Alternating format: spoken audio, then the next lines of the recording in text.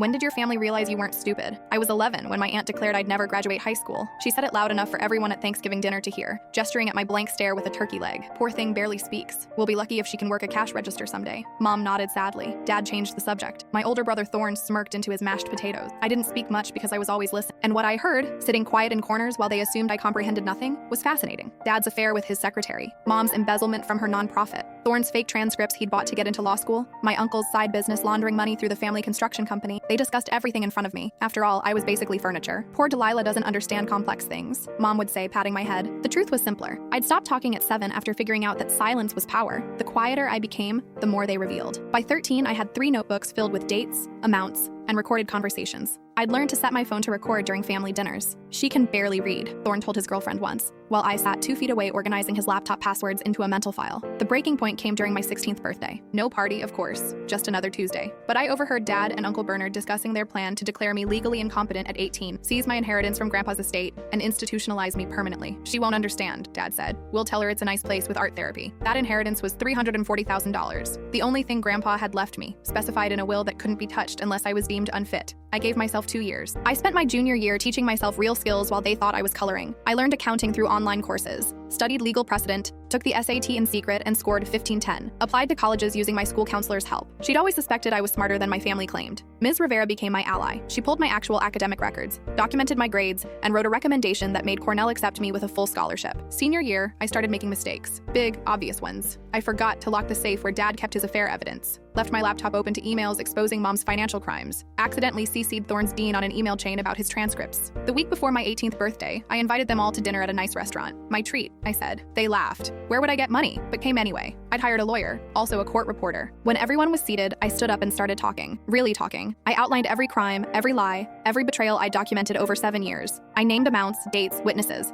I played recordings. Dad's face went purple. Mom started crying. Thorn lunged across the table, but the lawyer blocked him. The district attorney has copies of everything, I said calmly. I'm filing for emancipation and pressing charges. Also, I'm starting at Cornell in the fall. Uncle Bernard found his voice first. You manipulative little... Careful, I interrupted. The court reporter is getting every word. My aunt, the one who'd predicted I'd never graduate, whispered, "How long have you been faking?" I smiled for the first time in years. I never faked anything. You just never asked if I was listening. I walked out of that restaurant and never looked back. 3 of them faced charges. Thorn lost his law school admission. I got my inheritance plus damages. Last month, I graduated summa cum laude with degrees in psychology and criminal justice. I work now with adults who've been underestimated by their families. My thesis was titled, "The Power of Perceived Incompetence, How Silence Becomes Survival." Sometimes Mom still calls. She doesn't understand why I won't forgive them, but I remember everything. That's what they never understood. I always did.